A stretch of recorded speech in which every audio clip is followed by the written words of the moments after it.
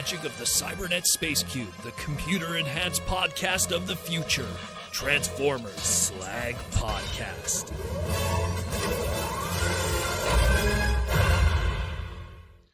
What up, everybody? How we all doing this Saturday night? It's a beautiful Saturday night going into fall. And this is the Transformer Slag Podcast Saturday Night live stream main event. I'm your host, Protoman, and this is the tired face that runs this place. This is the voice you hear Monday to Friday.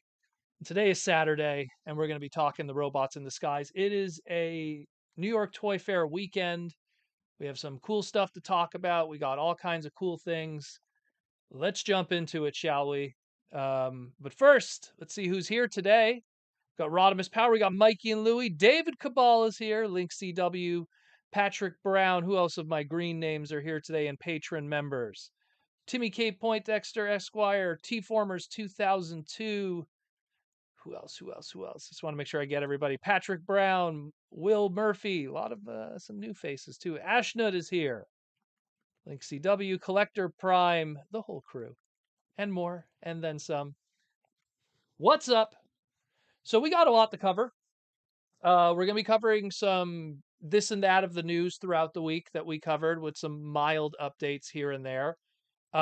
We have some really cool stuff that I want to show you guys that I got in the mail. Not going to show all of it. I'm kind of planning to show some of this stuff throughout the week. Just some cool stuff I got in the mail that probably some people would appreciate. Clay Fighter Snowman reveal. I wish, David. I wish we got some Clay Fighter toys. I'm the only Clay Fighter fan in the world sometimes.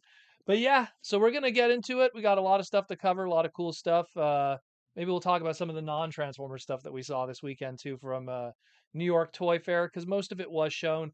BMAC from Hasbro said that most of the stuff that's going to be shown at Toy Fair we already saw as fans through the Hasbro PulseCon. So this is really more for retailers and the walk-ins and stuff like that. But let's jump into it, shall we? The first thing we're going to be talking about is Studio Series 86 Voyager class Scrapheap.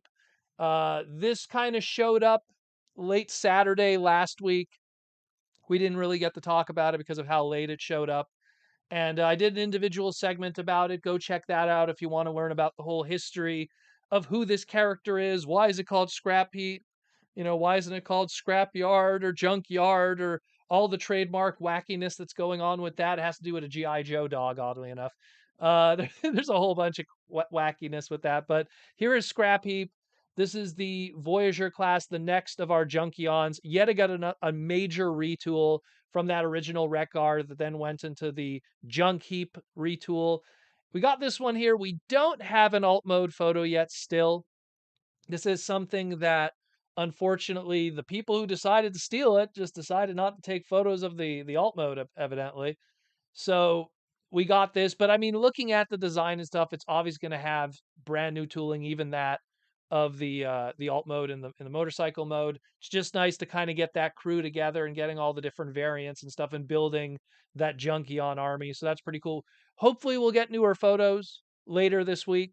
Maybe we'll get some nice photos. Maybe if not, pretty much what BMAC promised is at the end of this month, we will be getting some form of Transformer Tuesday, or and what I mean the end of this month, I mean October, because we're kind of on the cusp of that. Sorry.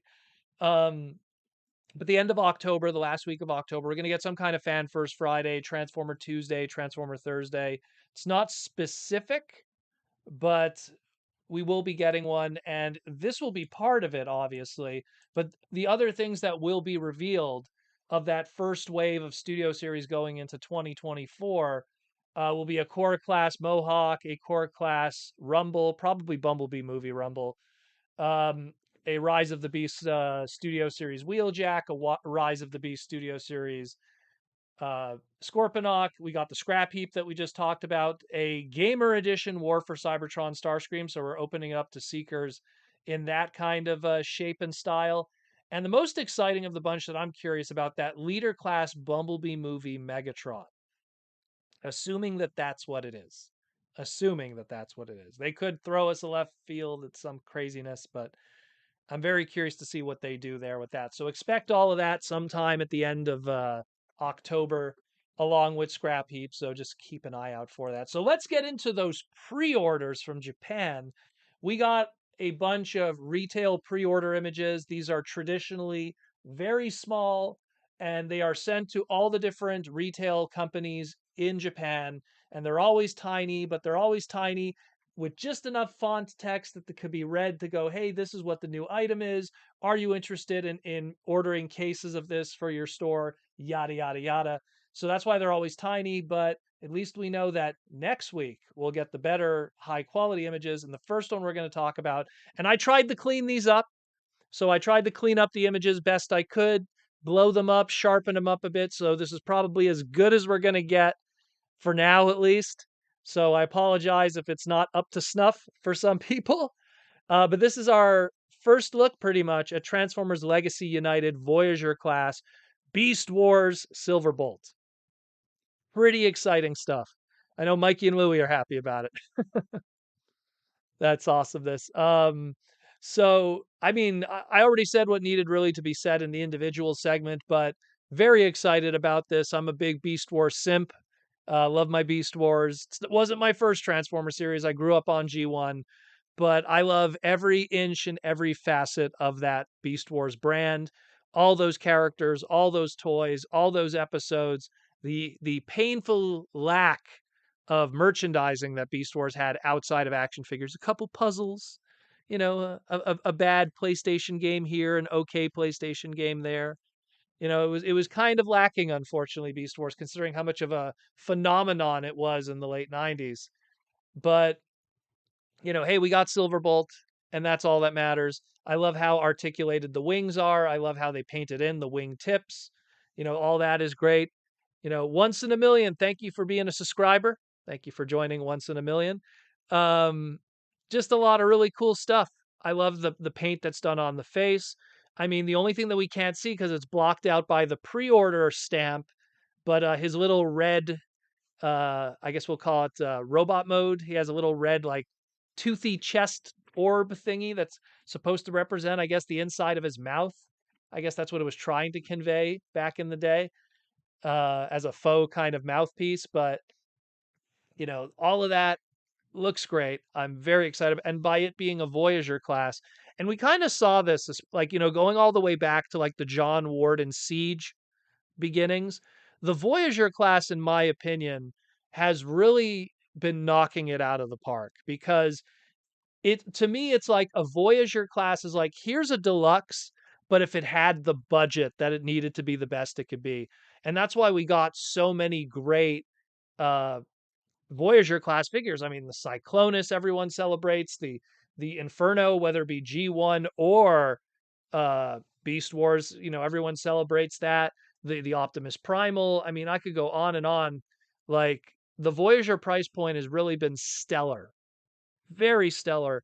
And some of the best figures this year have come out of that Voyager class price point. So it was a really smart move to take Silverbolt and put him in that price point. That way he'll have the budget to be the best he could be. Because I'm almost worried if they would have made him a deluxe, how limited it would have been. They probably would have not painted the feathers. Maybe there wouldn't have been articulation in the wings. It probably would have been like the old deluxe from 1998 from Beast Wars. Mikey and Louie with the YouTube member comment and or question. It's Beastie Silverbolt dance time. Who's next? Well, I mean, me personally, I think Quick Strike would be a cool one to be done, primarily because he's one of those characters that he only, like, out of everything that exists, merchandise, action figures, he had his one toy released in the West. They took that Western toy, and then when they released it in Japan, they put a little dot of paint on his mouth just to make it slightly more screen accurate, and that was it. He never got any remakes, re-releases, PVCs, figures, statues, nothing. So some of that Quick Strike love would be cool. Nice, fun little character. But I mean, anyone really that hasn't been done, I wouldn't mind seeing done. But Quick Strike would be kind of like, the next option. We got Silverbolt. We need that rattlesnake tarnation Quick Strike. That'd be pretty cool. But yeah, we will see. We will see. There's still much to be determined with that, but we don't know a price, but it's probably going to be our MSRP standard if what we already saw from Legacy Evolution pre-orders are. But we do know, speaking of pre-orders, that this is going to be up for pre-order from Takara Tomy Mall at least. This is going to be going up for pre-order next week on October 6th. So stay tuned for that. That's October 6th Japan time. So that's October 5th USA time, West Coast time. So on a Transformer Thursday, we might see some pre-order drops. We'll see about that. Let's see. We got some posts here. Princeton Phalanx. I wonder who they'll remold them into. Well, I mean, for sure, we're going to see that Universe 1.0 purple Silverbolt at some point. Maybe we'll see Windraiser, the BotCon exclusive. So right away off the bat, you got 3 from that mold right there. And in my opinion, when you get 3 from a mold, you've already succeeded. So I could see like the BotCon exclusive being like a Generation Selects exclusive. I could see the Universe 1.0 repaint being a buzzworthy Bumblebee Target exclusive. So I could see them going in those different routes for sure. I mean, look what they did. The Voyager Dinobot. We got Voyager Dinobot from Kingdom, and then Target got, the toy edition. So you can't really do a toy edition with this. I mean, really, the toy edition of this would be taking away paint, and that would be it. So it's interesting to see what they'll probably do. I'm calling it Universe 1.0 or the Windraiser. One of those two will be a buzzworthy. The other one will be the Generation Selects. We'll see. Rodimus Supreme. What's that red thing? That is not a spark crystal. Yeah, it was just, I don't know, it was supposed to be like his mouth or something. That's what it seemed like. T-Formers, Voyagers, my favorite size class for you. Yeah, it's Voyagers is really coming to their own. Deluxe used to really be the bread and butter in a lot of ways, and that kind of changed. Mikey and Louie, after Quick Strike, we have all the characters at last. Well, no, we still got quite a few. Still a few more. We still need, Depth Charge, we still need Rampage. There's still quite a few that need to be done. Princeton Phalanx, I like the Commander class sizes. Excelente. So let's move on to the next one. Also, if you're a Beast Wars fan, how about a Masterpiece Beast Wars Rhinox? This one, we knew it was coming because there was rumors at Wonder Festival that passed that Takara had a closed room showing of some future product, and they had the prototype for this in that room, and people who did get to see it that were retailers talked about how it looked and how it looked really good.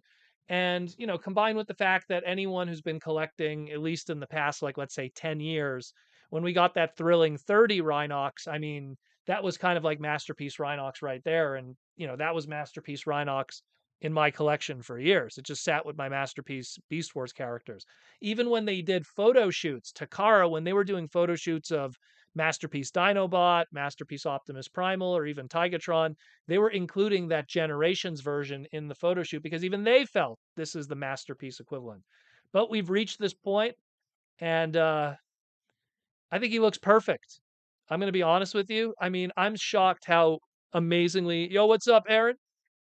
I'm shocked how amazingly they pulled off that Rhino mode. I mean, it looks exactly like the animation model in the show. It's crazy.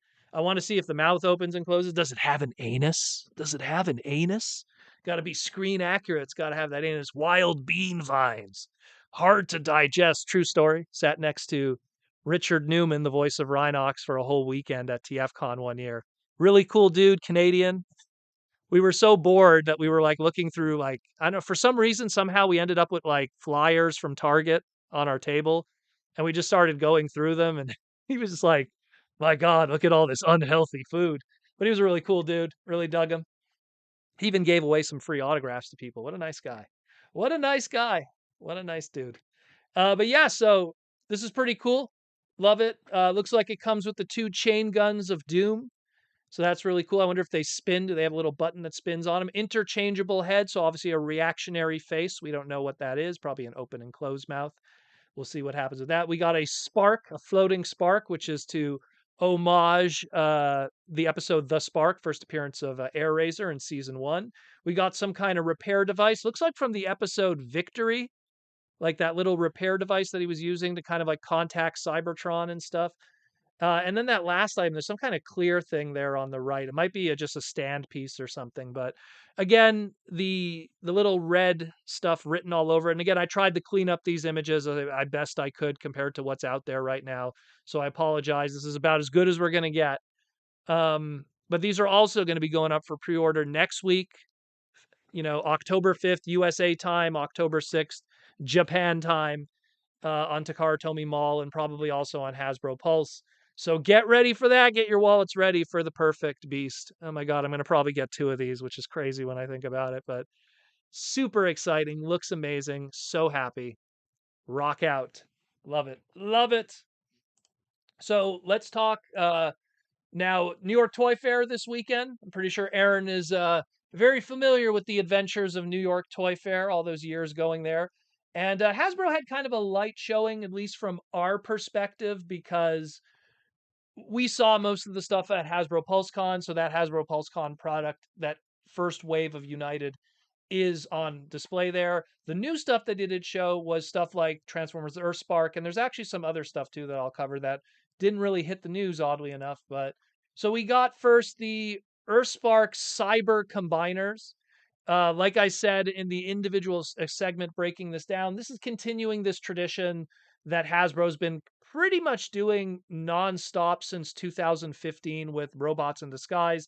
They did the Crash Combiners with Robots in Disguise 2015. They did the Energon armors or the Spark armors with Cyberverse. They did the Beast Combiners. They did, and now we have these ones here. It has a little bit of that Transformers Energon slash Superlink kind of element of you could mix and match and swap the tops and bottoms, but it also has that Landcross Transformers Victory element to it, that they have unique head sculpts depending on what you mix it with. We got a super chat from Alden Tolbert for 2 bones. How you doing, Aiden Tolbert?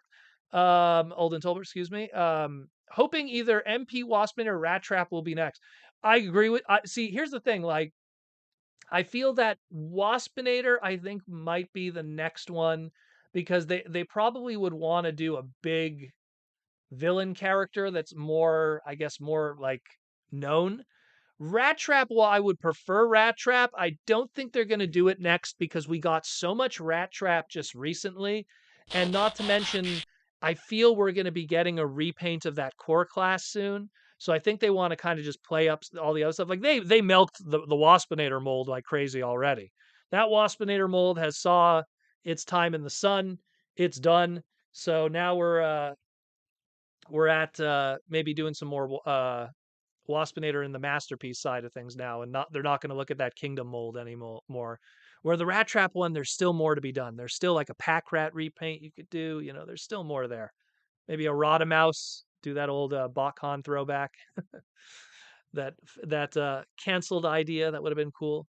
But yeah, so we got here cyber combiners taking this first image we have here. We have Twitch and Robbie Multo in some kind of, I guess it's a toy spoiler at some point in the show. I guess they're going to get some kind of armor from Quintus Prime, and the cyber sleeve is going to grow on them or whatever.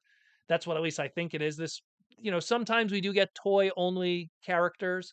Sometimes we get toy only concepts, really far out there ideas just to put screen characters into toy form.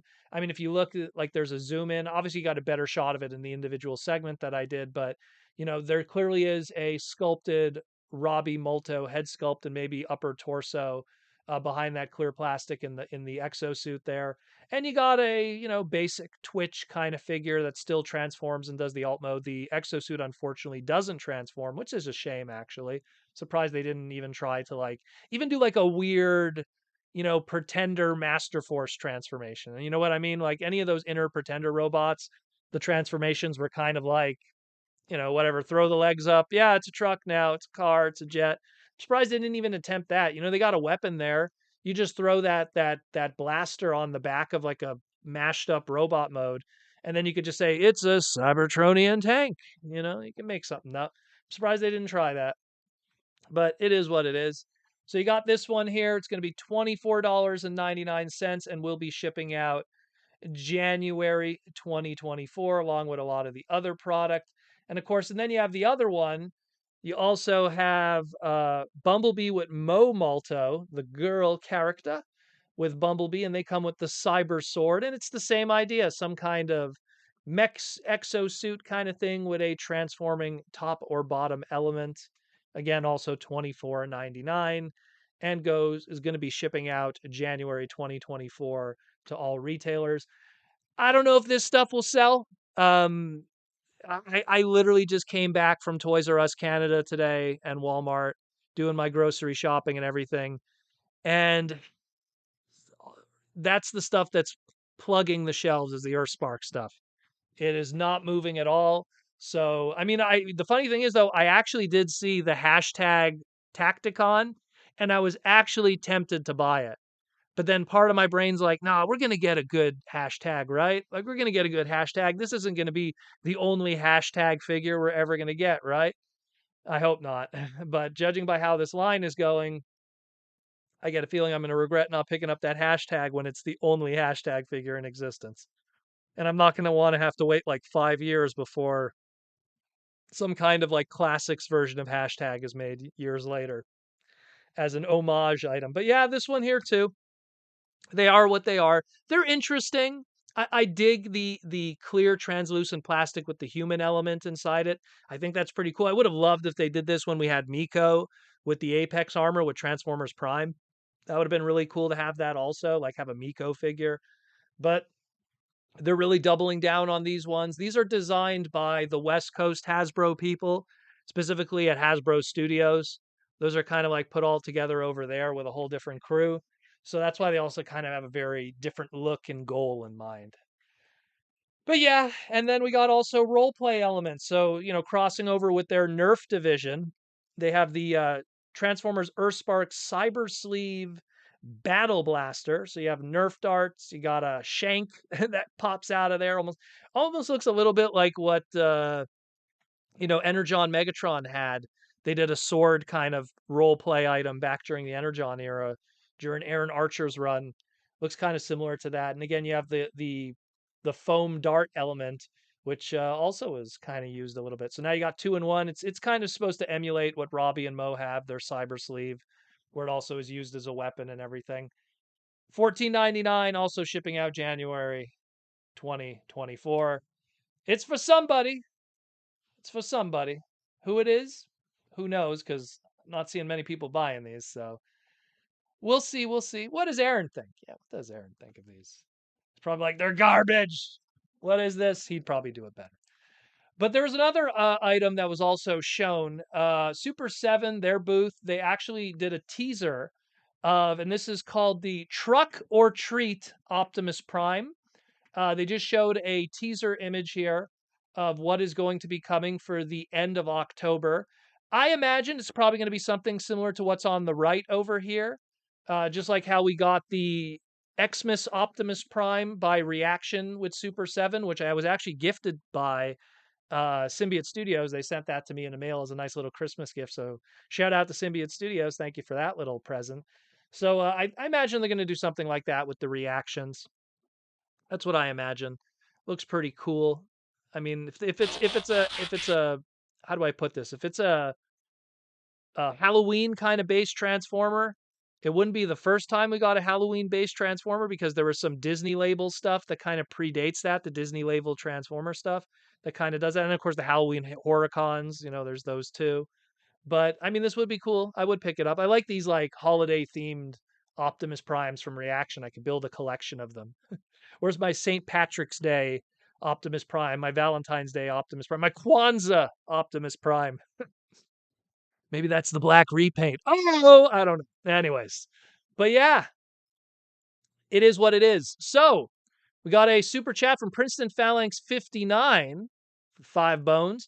Proto, did you see the new X-Tran box figure Hot Rod into Fire Truck? Do you plan on getting him? Yes, I did. Very cool. That's a crazy homage to the Return of Star Convoy era of Transformers during 1990, 1991, where there was a point where Micromaster Hot Rod was going to get a super mode and then would become a giant fire truck. And a lot of that tooling and engineering was used to make Duke Fire in man, I should make an individual segment about that with photos. Maybe I should. But yeah, so I dig it. I think it looks really cool. I'm worried. I'm so scared that it might be like a convention exclusive or something. I really hope it isn't. But I'm definitely going to pick one up because I don't know if and when. Like the only way I could see Hasbro doing that is if they took like the Inferno that they did the Voyager class from Kingdom, not the Beast Wars one, the G1 one, and just retooled it in the hot rod. But I don't know. I think they're not in the need to do something that wacky just yet anyhow. But I dig it. I think it looks great. I'm down for it. Once in a while, I'll buy a third party item if I feel that Hasbro just wouldn't do it. There's hot rod stuff that I skipped. Like when they did, what was it, Hoodlum? What was that, Fan Toys? I think it was Hoodlum, the third party one. I didn't pick it up because I felt one day Hasbro was going to do that, and well, lo and behold, I mean, Studio Series 86 Hot Rod's one of the greatest hot rod toys ever made, period. So I wasn't wrong on that one. It's available to order on all sites. Oh, well then. I guess I'm going to be doing some checking. I also saw the black repaint too. Yeah. Wacky stuff. Wacky stuff. I'm definitely down, that's for sure. Definitely down. Nicholas Barr with the $2 super chat. What are your thoughts on Armada Unicron rumor? That's the first I hear of that, of an Armada Unicron rumor. Are you talking about for like something for HasLab? I don't know. To see that as the HasLab would be kind of silly because considering how the actual Generation 1 Unicron, which has way more equity, in my opinion, with the fandom, and how that one barely crossed the finish line in a lot of ways at its size, if they did an Armada Unicron, it would have to be considerably smaller than what we got with HasLab. And I don't know. I don't know if it would have a market. I think an Armada Unicron should just be saved for a future Titan class. I think that there's legs in something like that. You know, it's the first time I hear about this rumor. I'll have to dive deeper into it. But we'll see. We'll see. We'll see. We will see. We will see. But yeah, let's close this. So this was something that was shown at New York Toy Fair. A lot of the other items that were shown that were Transformer related, we've already seen. Most of the stuff that was new, in my opinion, was stuff that was from NECA and Jada Toys and a lot of the other companies, Square Enix with their Play Arts Kai stuff. Like, there's a lot of that's new to my eyeballs. There was some Biker Mice from Mars stuff that I was kind of eyeing. A $200 Reptar figure. I don't know about getting a $200. I'd buy a Reptar figure, don't get me wrong. from Rugrats. I love Reptar because I love Godzilla, so a Reptar figure would be cool. I have a Reptar shirt somewhere upstairs. I love Reptar. Um, but $200, I don't know. Who's buying $200 Reptar figure? That's kind of crazy. But yeah, and the last thing I just want to kind of cover, just two things quickly, just some important dates to remind you guys. So, of course, you have the Walmart Collector Con, the teaser day. So, we have a Walmart Collector Con teaser. That's going to be on October 5th. So, that's next week, October 5th on Thursday. There's going to be a teaser from Walmart Collector Con of some of their items. They did the exact same thing last year where they put a bunch of silhouettes and, little teasers of what to expect. So we're probably going to get some kind of small teaser of what is going to be happening next week. And then, of course, the actual Collector Con will be October 13th. That will be happening smack dab in the middle of New York Toy Fair, another date that we're going to note here. Not New York Toy Fair, New York Comic Con, which is going to be October 12th to the 15th. So on the Saturday of New York Comic Con will also be the Walmart Collector Con. Probably some kind of synergy with the panel revealing some brand new product and it showing up in the display cases in the panel rooms and the dealer rooms. So just keep in mind of those dates too for this week and next week. And then of course, don't forget the 10th, excuse me, not the 10th, October 6th, we got the whole bunch of pre-orders from Takara Tomy. So if you missed out on the Studio Series Rise of the Beast Voyager class Optimus Prime, that was a Target exclusive. That's going to go up for pre-order for mass retail in Japan, so you can pick that one up. The Rhinox, the Silverbolt, all of that's going to be also October 6th, which is going to be October 5th Western time. So check all of those out. Some very important dates. Mark them down on your calendar so you don't miss out. And those pre-orders don't sell out. And last but not least, I also want to kind of mention this too. Go check out RC Dreams of Daikon, a absolutely fantastic fan item going on there. Little fan movie done by 87 Renders. He's been doing some amazing stuff in the past already, so go check out all of that. And yeah, just some amazing stuff. What's up, Larry? Just some amazing stuff. So Dreams of Daikon, go check that out. Nice little RC segment. I wish Transformers looked like this all the time, in all honesty. I wish it was. Well, we got a super chat from Kaz for $2. Do you have a favorite Brave toy? Mine is X Kaiser. That's a tough one, brother. I think all of the Brave series have something to offer that's awesome. I love X Kaiser. X Kaiser to me is the lost Transformer series. Like when I look at X Kaiser in a bubble, like that was like the next part of G1. Like X Kaiser is like Rodimus, and then Ultra Raker and Ground Raker, like they're just like some versions of JRX that got lost in the mix. It's so cool. X Kaiser. I actually have the Masterpiece X Kaiser and Dragon Kaiser. I bought those masterpieces when those were a thing. The MP, I think it was called MPBs, the Masterpiece Brave line. So I have both of those. So those are really cool. I love it. If I had to pick one, oh, that's tough. So I'll pick like from X Kaiser. I really like the X Kaiser design. I don't have the original toy. I would love to own the original toy. Love X Kaiser. Um, I love Volfog from Gal Geiger, King of Braves. He's really cool, and Big Volfog. That's a really cool design. But all of those are really cool. All the even Gal Geiger himself is awesome. Mike Sounder, what a unique design. When you get into like, let's say Dagarn, the main Dagarn design is really cool. When you get into Jay Decker, I mean, Shadow Maru is cool. Jay Decker is cool. What's the name of the soccer guy? There's like a soccer kicking dude. I forget his name.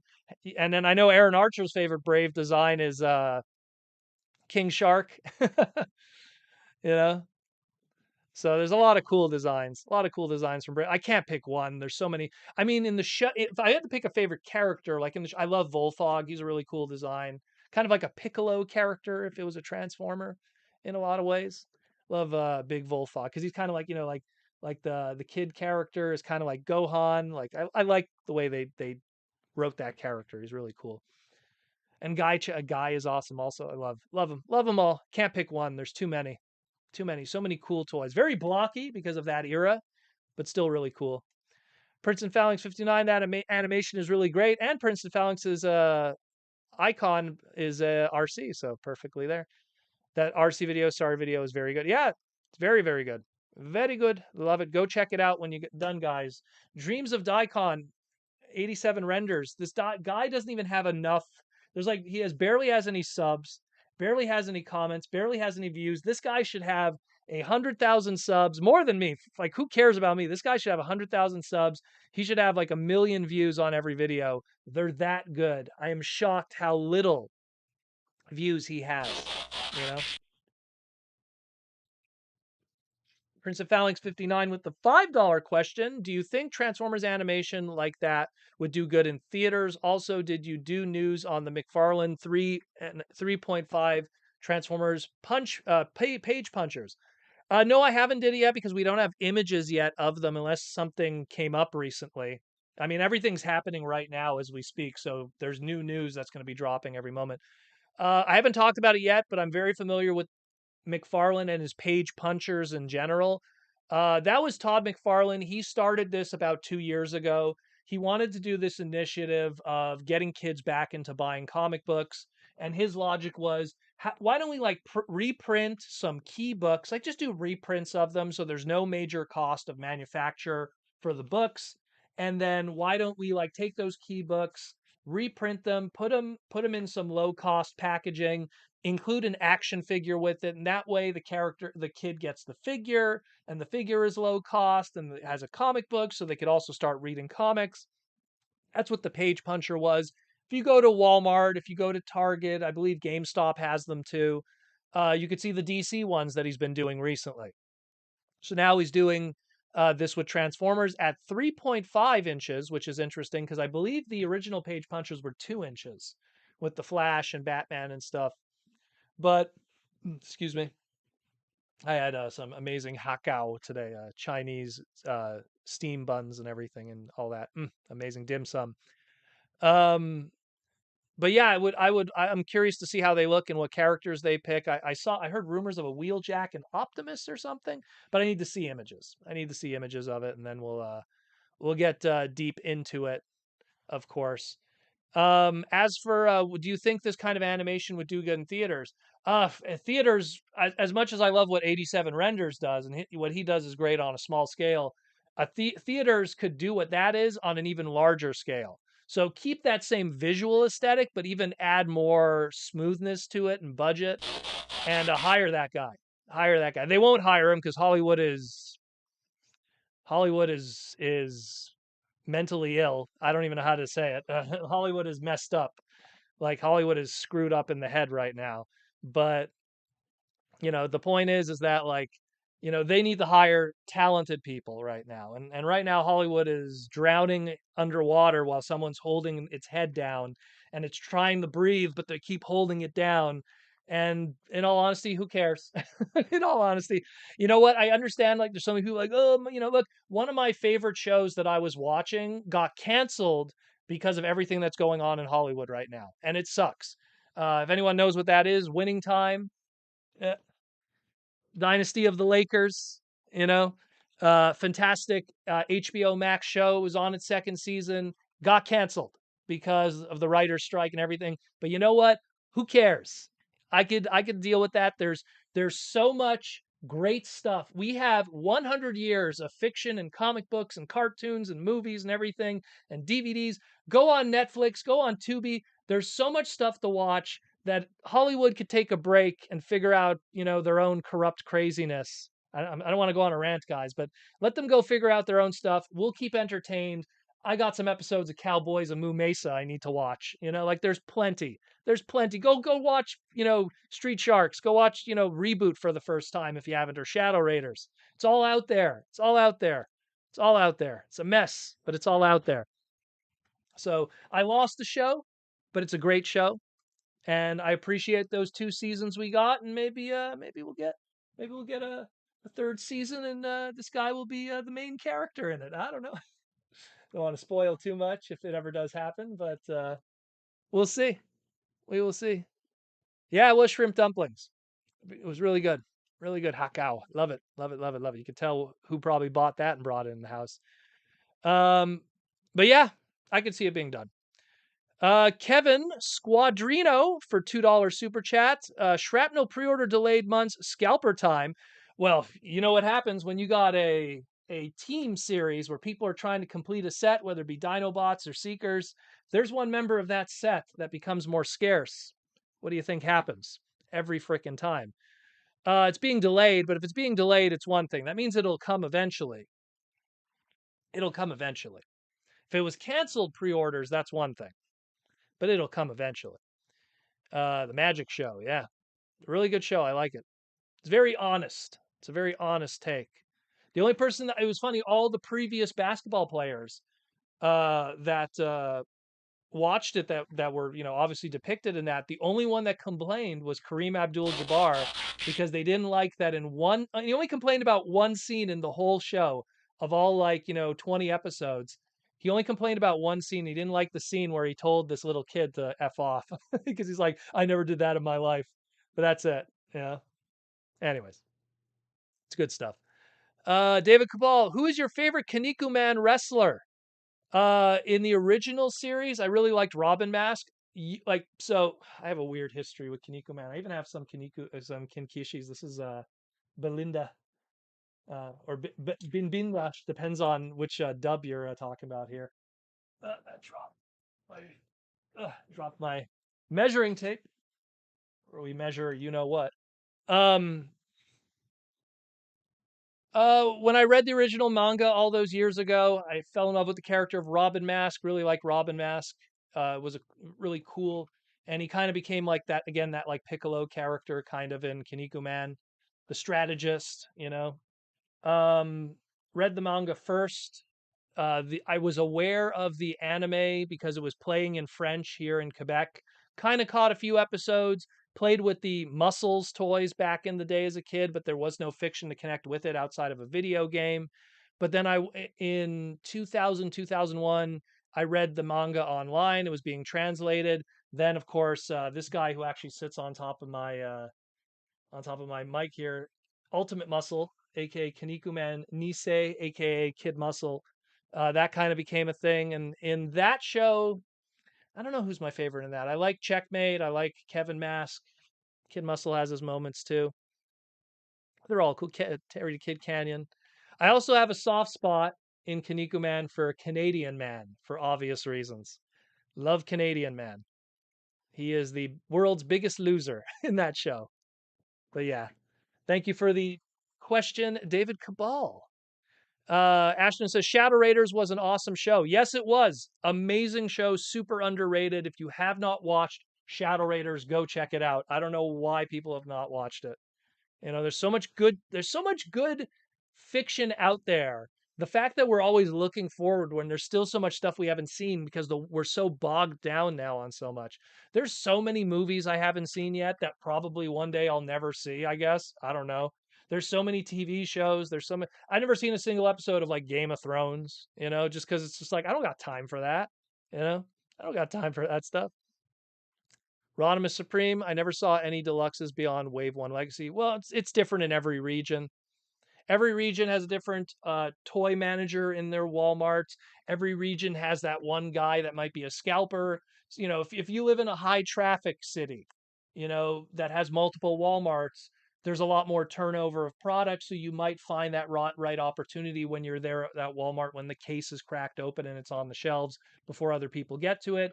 If you're in a low population city that might only have one Walmart and doesn't have a lot of toy buyers, it gets a little more difficult for you. I get it. Every store and story has their own stock inventory.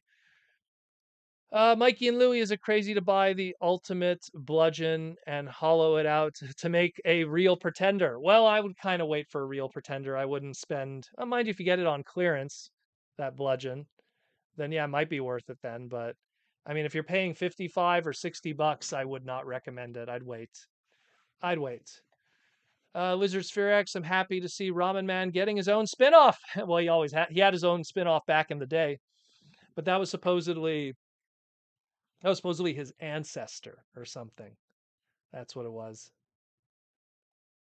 Oh, I love that. I love it all. It's such good. Orlando Chavez, I used to be a huge collector of Shadow Raiders and War Planets. I have tons of Shadow Raiders and War Planets.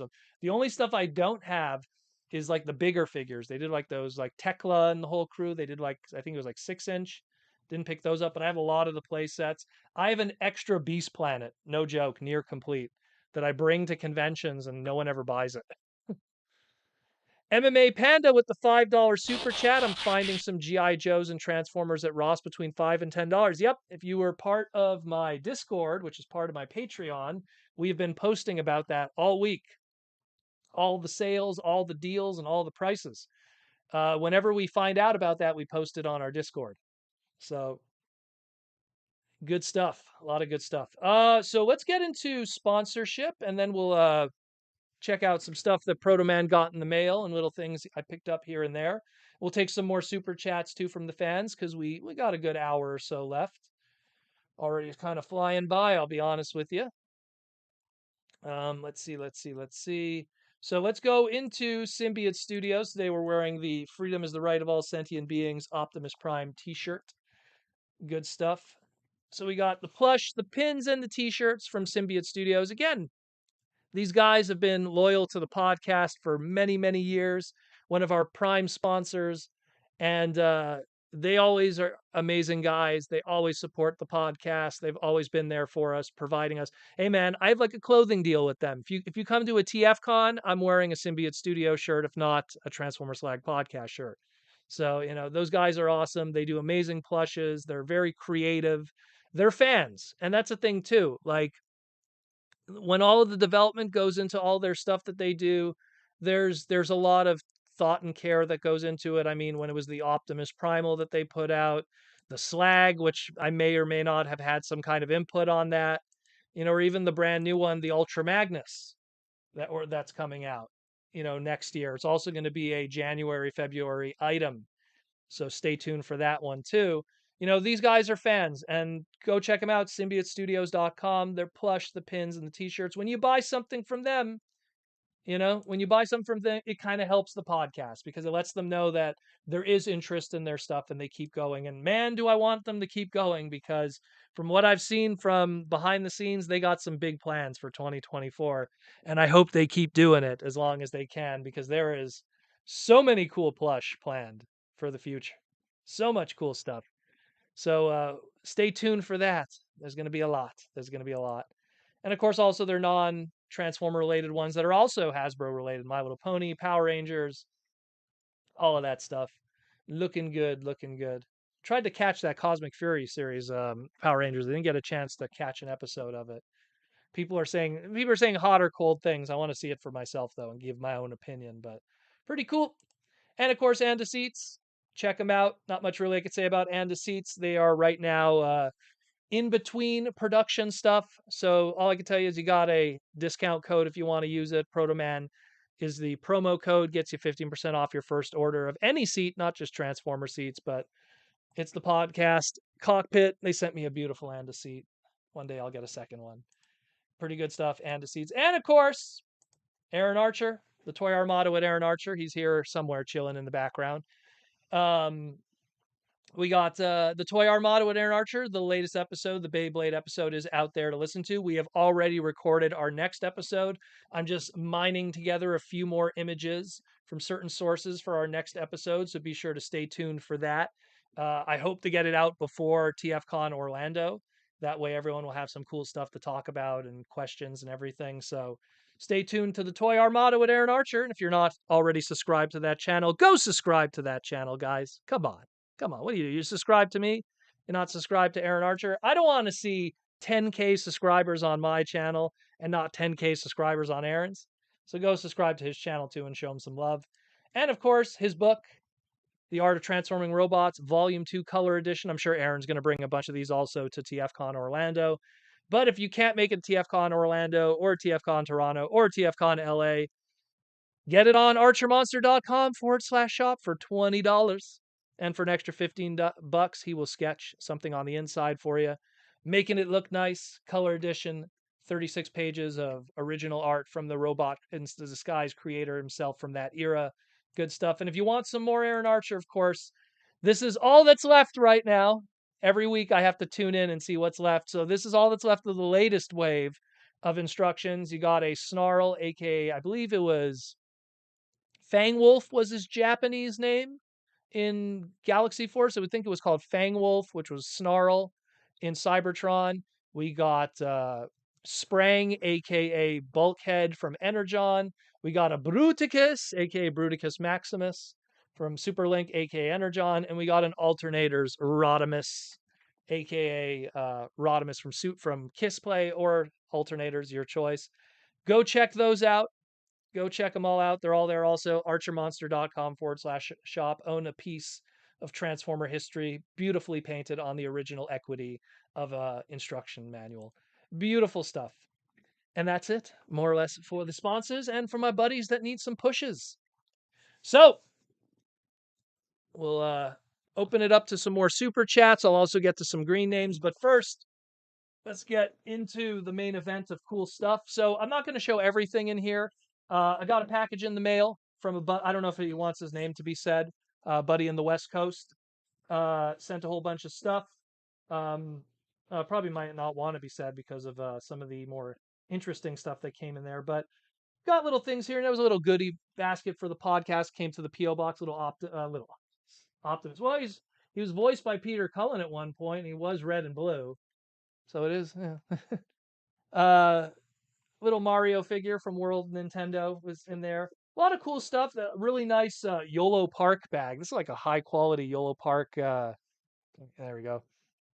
Transformed. It's really good quality, this one. This is like something I'd legitimately use. For their model kits and stuff. Really nice. That came from San Diego Comic-Con, I believe. Pretty cool. A lot of stuff here, but the big thing, I just wanted to pull these out and show them, because this is something I'm kind of planning for the future with TFCon. Don't really have much information I want to talk about just yet. But when Derek passed away, there was a lot of cool stuff from his history of his life that we kind of acquired. And I would like to kind of have like a small little display micro museum at the show showing some of the stuff from his history. Some really rare stuff. So one rare thing that I have right here, and you guys are getting to see this first, is Derek Wyatt. He went to the Joe Kubrick School of Art. That's where he studied. That's where he then got hired afterwards. And this is Derek's student ID. This is his actual student ID. Kind of protected right now. So that's pretty cool. Look at that. Look at you, fresh-faced Derek. Look at that. Oh, Derek. That's his student ID. So we have quite a few things. Got some, letters from the schools and stuff. A lot of cool things. And we want to kind of do like a nice, like beautiful museum in a lot of ways of all this cool paraphernalia from his years doing art. There's a lot of original art stuff too that we're collecting and everything, and all kinds of cool things. And we want to kind of do something. Like we're still in the process of that, of how we're going to do it. We're collecting things here and there, prototypes and stuff from personal collections, and it's really cool. It's really, really cool. David Cabal, that interview is actually on the Slag YouTube channel. It actually is out there. Oh, you're talking about the one we did on the podcast. Goodness, God, what episode was that? I have to find that episode. He was on. Derek was on the podcast three times. I want to say, is it 3 times? Something like that. He was on it a few times. You would know too, because you were a fan of the early years of our podcast. When Derek was quite a regular. Was it 3 times? And then I did one with him on another podcast. I'm trying to remember, so many years ago, but pretty cool stuff. But yeah, so that's one thing that I got in the mail. I got a few other things too. I'm thinking about showing the other things next week. I'm trying to work on a different camera setting so I could show you guys. It's gonna be really, really cool. it's cool vintage Transformer stuff they're going to be opening for the first time that has been sealed. That's all I'm going to say. Really cool stuff. Kind of waiting to like, you know, get a good setup for all of that and everything. We had a super chat. I don't want to miss that one. Hold on a second. Christian Guarwit Rickle. Apologize, Christian. The Diaclone convoys, pilot drivers have a name or identity. Imagine how different the '86 movie would be if it was Diaclone the movie. No, so the problem with Diaclone was there was a fiction, but it was relegated exclusively to the instruction manuals and paperwork that was in the boxes. Diaclone, I wish which book should I pull out that would have the best representation of that stuff?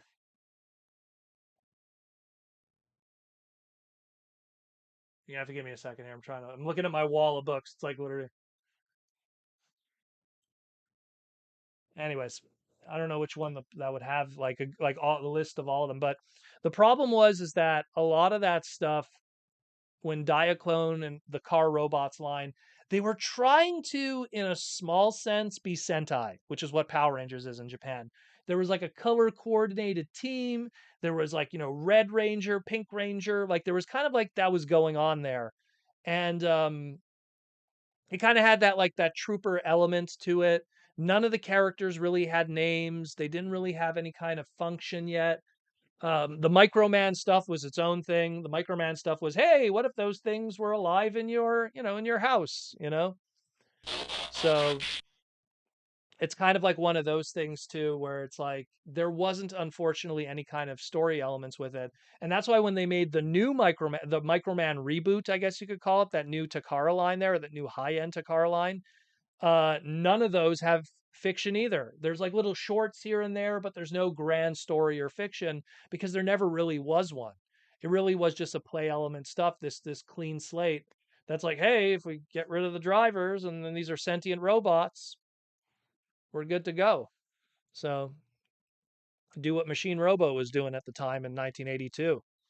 So that's how it kind of worked out, oddly enough. But so I hope that kind of answers that. But the '86 movie, I mean, if there was drivers, in all honesty, it would have been Robotech. Robotech, aka Macross. It would have been that. It would have been giant robots or Gundam even, which is really what Diaclone was also trying to be. And if you look at the Battle Convoy, especially his early designs, it really looks like the Gundam RX-78. But it would have just been a giant robot show. I think that the sentient robot element made it unique. I've always felt that if you look at some of the shows that were very successful, and I really mean this, like you look at Transformers, and then after Transformers, Ninja Turtles, and after Ninja Turtles, Power Rangers, and even during that Power Ranger era of X-Men, and then going into the Pokemon era, one thing that's common with all of them is a non-racial and or sex bias, I guess is the best way to put it. Meaning you could really, no matter what your background is, or your race, or your nationality, or even in some cases your sex, you could almost interplay yourself with those characters because the Transformers weren't humans. You could imagine yourself as Optimus Prime. You could be black, white, Chinese, purple, you could be Optimus Prime. Yeah, you could say Jazz is the black Transformer. Totally, but maybe Yoke-san was channeling, in Perceptor, even though it was Paul Eiding, so we got a little Japanese guy. But still, point is that, you could kind of interplay yourself with those and that's why so many people are attached to Transformers. Ninja Turtles was the same thing. Four green dudes in the sewer with a rat. Could be anything it needs to be. Same thing with the Power Rangers. There was such a mix and diversity of that cast that everyone had something that they could relate to in that. Even though my favorite character was Zach and I'm not a black guy, although I was raised in the hood, so maybe that has something to do with it. But it's just, there was that element. And when you go into Pokemon, I mean, monsters, anything and anyone. So it's just there was something about that with Transformers that if you had the human element of Diaclone and knowing how it would have been done, which I imagine would have been like Robotech, some kind of anime looking characters of a white slash Asian descent, depending how you want to twist it, you know, Roy Fokker and, Hikaru, or AKA Rick Hunter for your dub guys. You could, hey, he's white, he's Asian, sure, whatever. Or he could be white and he could be Asian. You could write it however you want to write it. But the point being is, they would have been all these characters that wouldn't have that's blank slate that you can make it whatever you want. Stan Lee said it the best. He loved how Spider-Man was covered head to toe because it could be whoever you want it to be. Even though there is Peter Parker under there, if you're a kid, it could be whoever you want it to be. And it's true. So by having that Diaclone element, I think it would have hurt Transformers, if anything. Would have definitely hurt it. That's why I always feel the human element of Transformers, it needs to be pushed out. And this is coming from a guy who loves Master Force. I love Master Force, but I think I love Master Force more because it was an anomaly in a sea of Transformers.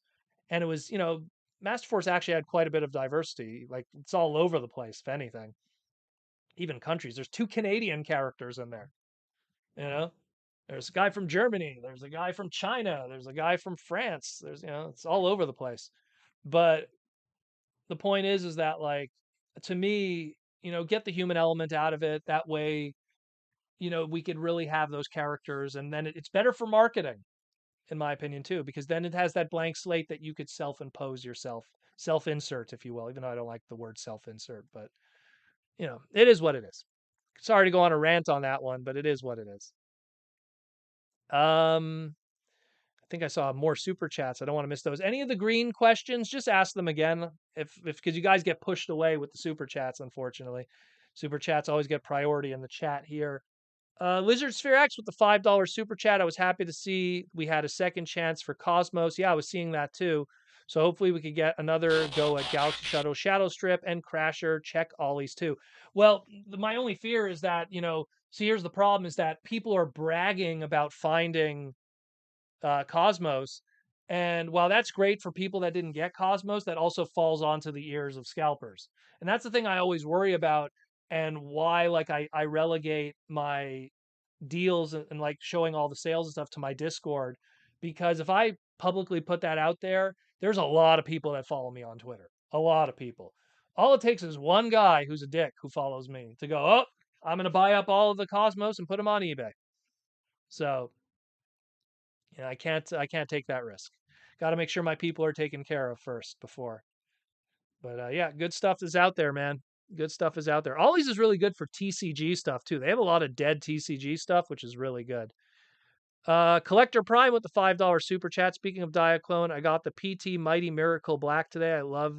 I'd love to get the original Super Change robot Megatron. Have you seen one in person? No, I haven't seen one in person. The closest that I've seen of that kind of stuff in person, because the only one that I want to get right now is the Battle Convoy homage, although they want to do they want to do that big robo base, which that's going to be amazing. But I saw a few of those at TFCon in person at, I think it was Chosen Prime's booth had them. And they look awesome. But I just don't have the budget for that. I really don't. Between collecting Masterpiece Transformers, the odd this and that of retail stuff that interests me, that'll fit in the shelf properly and that makes sense, and this is coming from a completist, and then me waiting for sales for everything else, I don't have the money to be buying that stuff. I would love it. Don't get me wrong. I think it's cool, but I just don't have the money for that. That's a whole other ball game. I'd go broke. Orlando Chavez with the $5 super chat. Do you think the shift away from G1 in Legacy United for the 40th anniversary, or is it this more permanent turn for Hasbro by focusing on the other lines? I think that it's a mixture of a few things. I think that, and thank you for the super chat. I think that Studio Series is going to give us our fix anyways. I think we're going to still get G1 stuff. We'll just get it through Studio Series 86. And probably some odd supplemental stuff on the side. I wouldn't be surprised. I mean, just because there's not, I wouldn't say there's no G1. There's not a lot of G1 in Legacy United, but some of those sublines, Buzzworthy is going to give us maybe some G1. I know we're going to be getting or what do you call it, Origins Jazz. So we're getting that more to meets the eye episode 1 kind of thing going on. But we'll see. We will see. But I'm pretty sure we're still going to get our fix in other places. And I mean, at the end of the day, I think it's a good thing that though they're kind of going outside of that, because I can't stress this enough. G1, while it was 8 to 9 years long as a toy line, it was only relevant in pop culture for like 3 to 4 years at best, which is, when you think about it, the Beast Wars era from Beast Wars to Beast Machines was 5 years. When you think about the Unicron trilogy from 2003 to 2006, that's also 3 years to 4 years. So there's long strips of Transformers. I mean, the aligned continuity with Prime, Robots in Disguise, and Rescue Bots, that combined alone has more episodes than Generation 1. At least Generation 1 America. Japan, then you're getting into Headmasters, Master Force, Victory Zone. So to me, like, there's just as much weight in different areas to focus on those if need be. It's just that it's the target demographics also. Guys like me that grew up on G1, we're 40. Some of us have mortgages. We have mortgages, kids to pay for, other expenses. If you live in the United States, I'm a Canadian, but if you live in the United States, medical bills because you're getting older too, prostate exams that might be coming up. Who knows? As Bret Hart says, go get your prostate checked out after 45. It's one of these things where it's we're not the target demo anymore. I grew up with G1. I love Beast Wars, but I grew up with G1. But there's kids that grew up with Beast Wars that are in their early 30s now. There's kids that grew up with Armada that are in their early 20s now. There's kids that grew up with the Michael Bay movies that are in their late teens, early 20s now. There's kids that grew up on Rescue Bots that are 18. Kids that grew up on Rescue Bots, they were 5 years old. They're like 18, 19, they're 17, 18 now. So to me, it's one of these things that you have to respect the fact that there is other fans that come from other walks of life. And I think that's how it should be, in all honesty. It creates more diversity. It creates more cool stuff. I still have other stuff I have to show you guys too. Good super chats though. I like the super chats. But yeah, hope that answers that. I just want to have more diversity. I want more mix of stuff like look, even getting like Metal Hawk. I mean, that's why I keep him near here. I would have never thought that would happen. I would have never thought we'd get a Metal Hawk here in the West because we're so stuck for the longest time in another world, but not anymore. Kevin Squadrino with the $2 super chat. No thrust ramjet slated for 2024, still coming in 2025. What do you mean by that? Do you mean ramjet thrust reissues? Are we talking about that? That's something that I wouldn't be surprised if it shows up on Hasbro Pulse and they have case assortments of that. If that's what you're referring to. The thrust Earthrise reissue. I don't know if that's what you're referring to. If you're referring to repaints of other versions like Thrust and Ramjet, well, Thrust actually, you can't be talking about the Armada character because that's not out yet. Wink, wink. It's gonna be coming soon. You might have to specify a little more for me, Kevin, but we'll definitely see something for sure. Those are trademarks that they'll always keep alive, but they're also heavily associated with multiple different forms. So the form that you might be thinking of might not be the one that seals the deal. Ron Diaz with the $5 super chat. Which Japanese villain would you think would fit in Earthspark, and which would you like to see on the show? Well, with the way Earthspark is going, with the whole like Cybertronian original 13s and Quintus and everything, I mean, one villain that could work could be someone like Voyager from Transformers Zone. Get some, like, you have Earthspark. Here's Voyager, who's literally the living embodiment of dead Decepticon sparks, the souls of dead Decepticons, merged into this very quintesson kind of looking, kind of multi-head, multi-animal, insect triple changer design craziness from Zone. You could just take that element of him and throw that into Earthspark and make the show a little more interesting. It's still kind of slow to me, in my opinion. I like some aspects of it. Some other aspects of it are kind of like, eh. I don't. I think Earthspark, unfortunately, is going to be a lot like Robots in Disguise 2015, where even 5 years, look, we Robots in Disguise 2015 is now like almost 7 years old. That show, and people still don't talk about it or say how great it was. It had little good things here and there, little cool designs, but overall as a show, everyone's kind of like, skippable. And I think that Earthspark is going to kind of suffer from the same thing. It's going to be one of those skippable shows outside of a few people. Spuck Convoy in Transformers Age of Extinction. I thought Transformium was the stupidest name ever. Years later, I came up with a better name, Diclonium. Diclonium sounds like a name that like Jesse Witherich from Hasbro Bacon would have probably thought up, you know? Diclonium. I wouldn't be surprised if that was probably used by the Diclone people in Takara back in the day. That's what those transforming Karobotos were made out of. Diclonium. Well, it's kind of like Gundams in Gundam Wing were made out of Gundanium, I think it was called.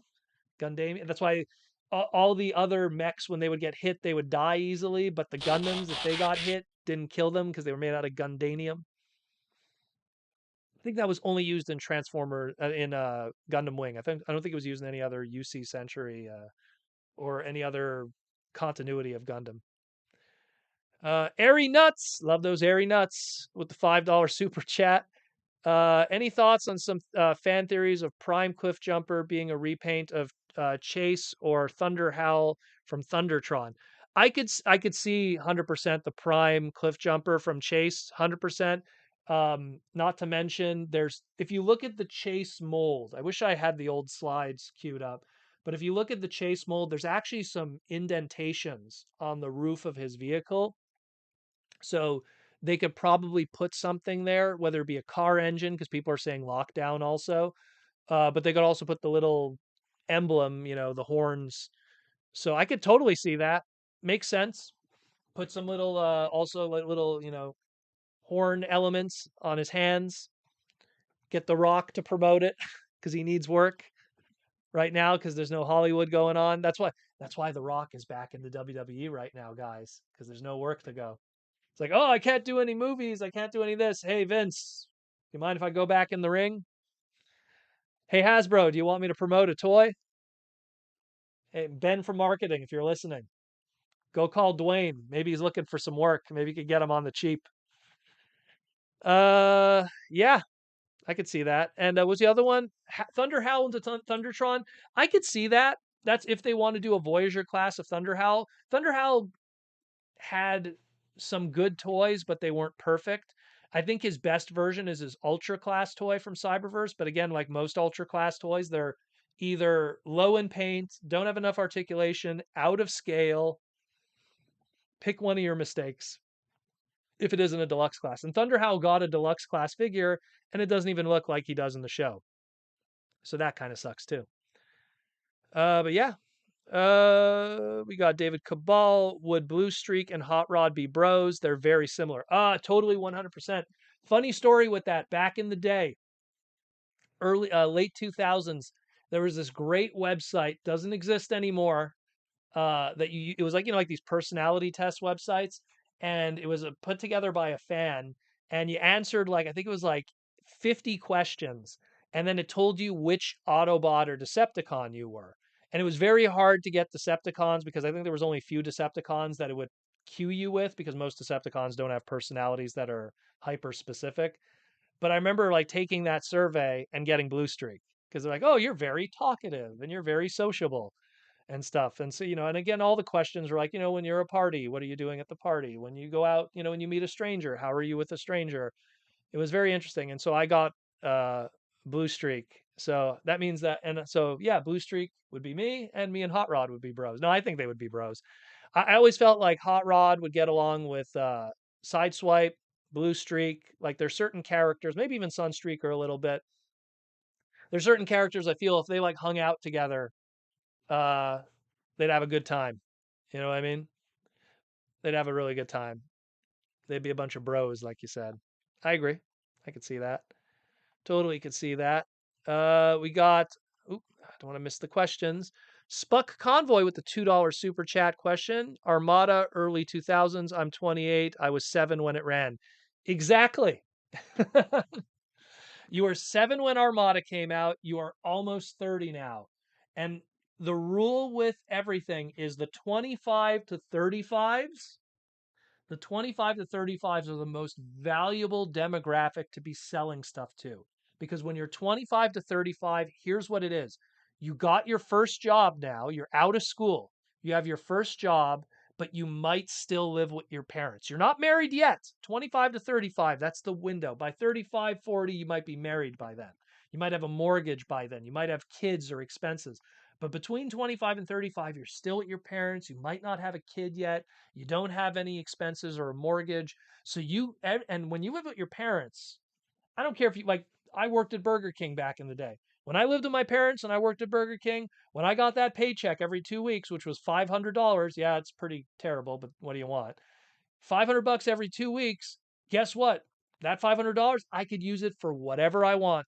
And I would go crazy. I'd go on eBay, I'd go to Walmart, I'd blow it on stuff, you know? So you're able to be loose with your money because you don't have to worry about paying rent. You don't have to worry about food in the fridge. You don't have to worry, and especially at the time, cell phone plans weren't like they are today. I had a pay as you go cell phone. Now there's like crazy cell phone plans. I wasn't one of those guys that has like a $5 Starbucks coffee because then you'd be an idiot. But you know, that's a whole other conversation, getting into the money of it all. But uh where are we at here? I don't want to miss anything. But thank you for the question again. Yeah.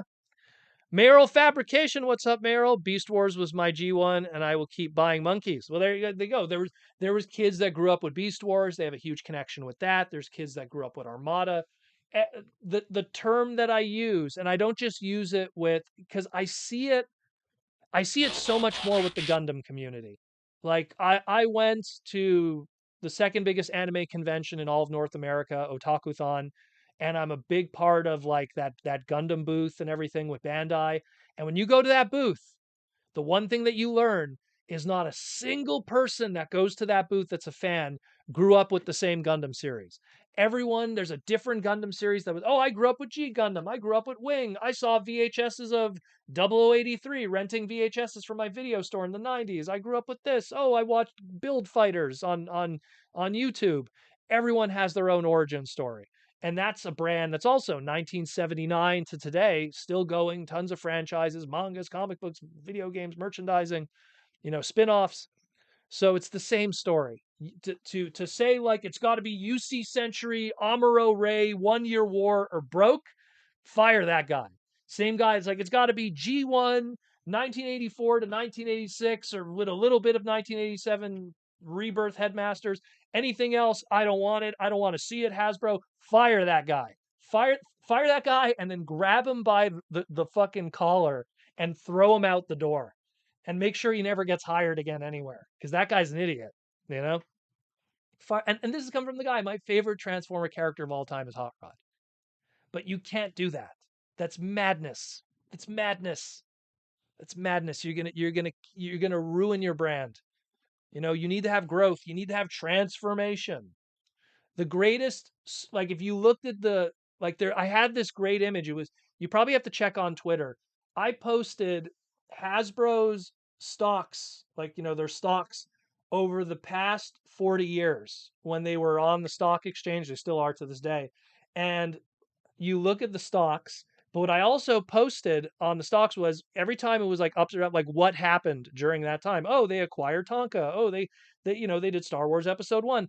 And one of these things that you always noticed was when there was good periods, those were also good times for Transformers. Like, oh, bad times with G2, Beast Wars, oh, Beast Machines, oh, Armada, oh, Cybertron movie stuff, oh, like it was like you always see the ups and downs, and all of those ups and downs was because people love Beast Wars until they get tired of it, and then they want something new. 5 years of Beast Wars, and I love Beast Wars, but when you get to Beast Machines, people get tired of it. They want something new. Oh, car robots, Armada, something shiny and new. Okay, we're kind of bored with the Unicron trilogy now by even though I love Galaxy Force, which is Cybertron. People get tired of it. Oh, movie stuff. Oh, animated. Oh, okay, now it's getting kind of quiet after Prime and Robot in Skies 2015. Oh, there's this there, there's that. You got to always keep it fresh. You got to keep it fresh. You got to. That's how it works. Tyler Jeffrey with the $2 super chat. Any word on a Legacy Wind Charger? Not yet, but the problem with Legacy Wind Charger is they recently did a toy with his trademark. I want to say the reissue. Was it the reissue or was that Gears? I know that like his trademark was used somewhere, so it kind of bought them some time. But I mean, I'm sure we'll see one at some point. I'm sure we'll see one at some point for sure. Prince of Alex says, thank you for, yes, all the super chats. Thank you for the super chats, guys, man. That's always the love and support, brothers. Super chats are where it's at, yo. Super chats are where it's at. We got a gold super chat from Reese's. Not my favorite chocolate, but it's definitely up there. One of my favorite, I might as well just have to say this too. One of my favorite chocolate bars ever isn't even available in Canada. I'm a huge Payday guy. I love Payday, and it's not available in Canada. Love it. So good though. My favorite Canadian chocolate is called Smarties, but not the Smarties like they are in America. We have a different Smarties here. And then Coffee Crisp. Love Coffee Crisp. But yeah, let's get to Reese's question. Will we ever get some kind of HasLab Unicron reissue? I mean, unfortunately not. Or is the new campaign for maybe they could get away with it by marketing as Studio Series 86 accurate as opposed to War for Cybertron version? According to, and I talked about this last week. So they did an interview with Emily from marketing. She's the marketing for GI Joe, and Emily also fielded questions from Ben, who's also does marketing for GI Joe, but also is the head marketer for Transformers. And they said that they will never do reissues of HasLab items because they want those items to feel special, and that fans that invested in it, and invest is a very important word because we give Hasbro, like in the case of that Unicron, we gave Hasbro $600. And then they took that $600 and then they had it for over a year. Now, I want you to understand something from the money standpoint, because I'm a money guy too, with investments and money management and where you park your money. They got $4 million minimum from the fans, and the product wasn't sent until a year later. They could have taken that 4 million, put that in a GIC blue chip, but they're Hasbro, so they probably have even better insider stuff. But the point is, they could put that 4 million and grow that over a year because they obviously get money from other elements, but they could take that money they got. So it's the same thing. It's an investment for them. That was a slip of the tongue from her, pretty much, but in the reality, it is a truth where there's an investment element. The fans invest in us, and we have to invest in the fans. We're not going to reissue stuff. So unfortunately, I don't see it happening. I really don't, which is bad news for people. But at the same, what's up, Cringe McCringle? It's bad news for people, but at the same time, it is what it is. Unfortunately, look. I remember Aaron's in the chat here. I was sitting with Aaron at the bar the Sunday before we even knew this was a thing, and Aaron looked at me in the eyes and he said, "Do you think fans would buy a $600 Unicron?"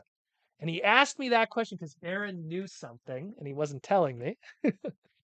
And he asked me that, and I said, "Yeah, I could see it.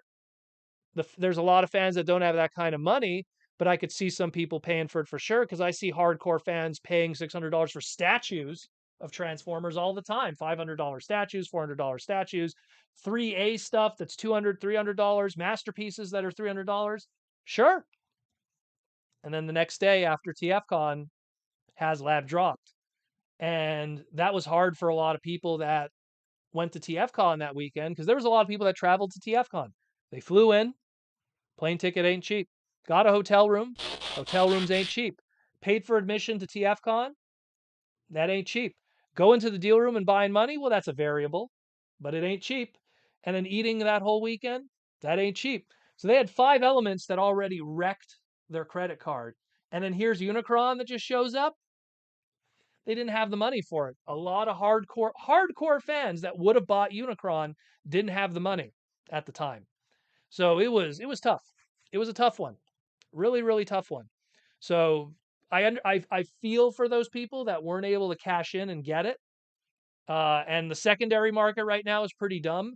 The only thing I could say is hope that one day a bootlegger does it or something, a high quality bootleg or something, because that's probably the best you could hope for outside of buying it for $2,000 on eBay or $1,000. There's still guys in China that are sitting on like multiple copies of them. Like there was this one photo, I forget who posted it on Twitter, but there was this one photo that someone just like here's a warehouse and it still has like 20 of these Unicrons. And it's someone that I think he bought a whole bunch of them and he's sitting on them and he has them on eBay, I guess, or something. So who knows? Paul with the $10 super chat. What's up with Energon Bulkhead swinging his hips while firing side to side? Was that Hasbro using weirdness to connect to a new audience, like Energon Snowcat yodeling and having skis? The one thing you have to understand is those characters came from a Japanese version called Super Link. Bulkhead was actually an old man named Sprang. So he would go, oh, Ochama! Like he was like an old man stereotype, like a Master Roshi kind of character almost. And so he was kind of like the crazy old man in a lot of ways. Um, Snowcat, the way that he was done in the Japanese version, which I believe, what was his Japanese name? Gosh, someone's gonna have to say that in the chat. I forget what it was his Japanese name, but the point with Snowcat was it was the same thing. They were just having, fun with the dub of the original Energon dub, which if you're going to watch the Unicron trilogy, don't watch Energon, don't watch Armada, Energon, and Cybertron. Watch Micron Detsetsu, aka Micron Legend, Super Link, and Galaxy Force. The dubs are no. No, thank you. So it is what it is. Yeah, he was Spranger. Well, he was called Sprang because Springer's name in Japan is Sprang, and so they're like, "Oh, he's a green helicopter, so we'll call him Sprang." There was a lot of characters in the Japanese versions. They would give them like again, Tidal Wave in Japan was called Shockwave. There's no connection to him and Shockwave outside of being purple, but they just called him that. It was a different time. They were figuring stuff out, as Aaron Archer said, when it comes to the names and everything. New era. Let's jump into how much time we got left. Oh, we still got some time. We got a good 20 minutes or so. We'll jump in some YouTube member questions, some of the green names. Although I do want to show two other things. So I picked this up today, loose. This is from a toy line called Power Players, I think it was called. Never saw the show, just saw the toy line on shelves. I bought it because it's literally a Proto Man, Mega Man looking kind of figure. Supposedly this is the one that came with the motorcycle or something. I don't know. I don't even know the name of this character. It's Mega Proto Man mixed with a little bit of Zero, I guess, and Mighty Number Nine. So I picked him up. Just thought he was cool. Looks kind of cool. That's something that's gonna be in my Mega Man kind of display. Anyone remembers that weird? And then also picked this up. Picked up a Cell figure. It's missing the wings in the back. I actually own the original Japanese version of this, the Super Battle Collection one, but I never owned the American releases. And what I liked about the American ones is they had really good paint quality on these. So like the paint was really good. They actually like painted all around. Where even the Japanese versions, and I have like almost all of the Super Battle Collection from back in the day, from Japan, from Bandai of Japan, not the American releases. And the American ones, man, did they paint them nice. I mean, granted, these were old tools that they, look, literally this was all one piece. This is all one tool, one piece. That there's no other articulation, and then they just had to paint these and then plock these in. But I mean, I always like finding the American ones because they were so much more high quality than the Japanese ones. I had the Piccolo one. It was the first one I bought years ago, back in like, gosh, 1996. And then they released the Bandai of America one. And when I picked up that one, I looked at the sculpt and the paint on it. I was like, oh my God, it's a million times better than the Japanese version. So David Cabal needs a Yamcha figure. Well, the very first Yamcha figure outside of Keshigumu's was Bandai of America did a Yamcha figure that has like a wolf's fang fist swinging a sword around kind of thing. It was came with there was a quick kicking Krillin and a power pole swinging Goku with removable tail that you could pop out of his butt. And had a little red on the tip as if it was blood, which is kind of weird. Um, you have a bootleg of that cell. Well, the bootleg of the cell, actually, I've seen the bootlegs too. I collect a lot of Dragon Ball stuff, especially from that era. The bootleg of the cell was actually smaller because Perfect Cell was a lot larger than most of the Super Battle collection stuff. Like, I mean, this is when you need the measuring tape, you know. So he was, geez, 7 inches tall, giggity. Where most of them were obviously a lot shorter because Cell is a lot taller character, and the bootleg always kind of matched it with the same size to keep costs down. We got a gold super chat from Medius Rosha. I believe that's 10 Russian dollars. I'm not sure what currency that is, but thank you for the super chat. Hi, Proto Man. I was wondering why Legacy does not treat all of its figures the same way. Some of them, like Armada Optimus Prime, are perfect representations, while Animated and Prime get G1ified. One of the big reasons for that is animated style is very different from everything else. You could kind of put Armada designs, most of them, next to G1 characters and they kind of fit in. I mean, here's a funny thing. If you watch the old Armada cartoon, they use G1 designs, character models as background characters all the time. The very first episode of Armada, there is a ton of G1 character models that are used in that opening scene. In the beginning, a cyber entity gave birth to Cybertronians, blah, blah, blah. And then you see like the wars happening for the mini cons. There you see Jetfire, you see Power Masters, you see aerial bots, you see, I think you even see one of the Action Masters. I think his name was Rollout. There's so many of those.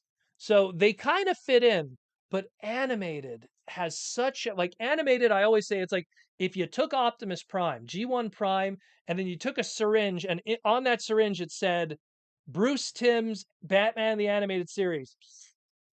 And it's like, oh, that's kind of like, Attack on Titan spoiler, but that's kind of what it is. It's kind of like it's such a unique design. And that's why if you took that Batman from Batman the Animated Series and you put it next to Super Friends Batman or any other Batman that's ever come out, it doesn't fit in aesthetically. And it's the same thing. Animated is so different compared to everything else that it doesn't fit in. And it's the same thing like some of the Transformer Prime characters.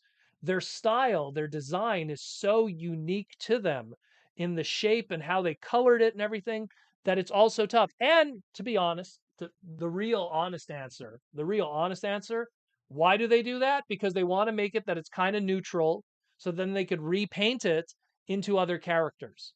So by you looking at, let me give an example. Like when you look at the animated Bumblebee, right?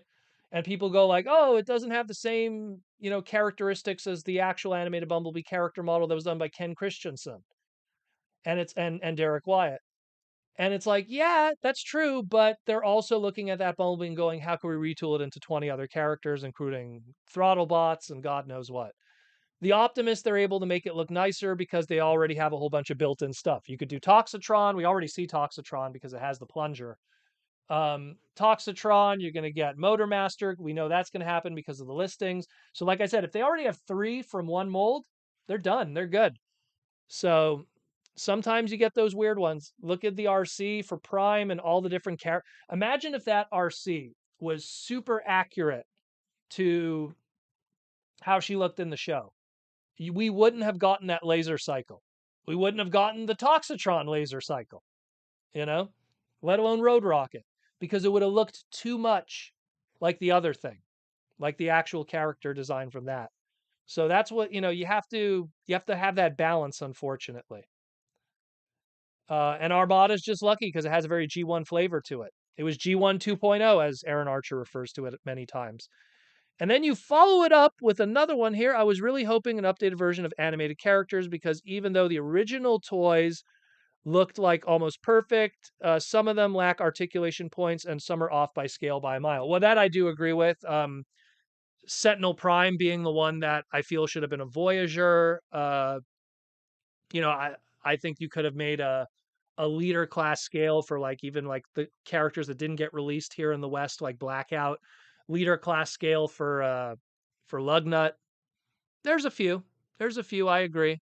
I think the best Bumblebee figure we never got in the West, which was the Hydro Dive Bumblebee. That one should have been given a Western release. It's a million times better than the deluxe that we got, the mainline one from Wave One.